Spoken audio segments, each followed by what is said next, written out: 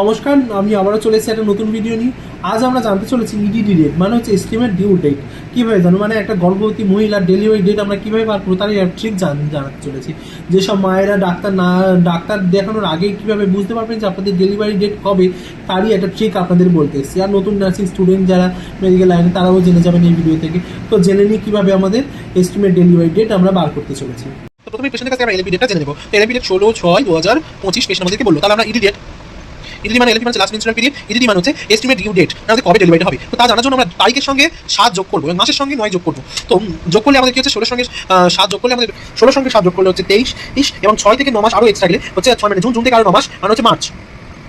আচ্ছা, তাহলে আমরা পরের বছর চলে যাচ্ছে 2026। তাহলে আমাদের কি বেরোলো, আমাদের এস্টিমেট ডেলিভারি ডেট মানে ডিউ ডেট, আমাদের delivery date, patient delivery date হবে 23 মার্চ হচ্ছে ডেলিভারি ডেট। কারণ এই ডেট পেরিয়েও যায়, কারণ এই ডেট আগেও চলে আসে, আগেও হয়ে যায়, কিন্তু এটাই আমাদের আশা করা যায় এই ডেটের মধ্যেই আমাদের ডেলিভারি হয়ে যাওয়ার নিয়ম।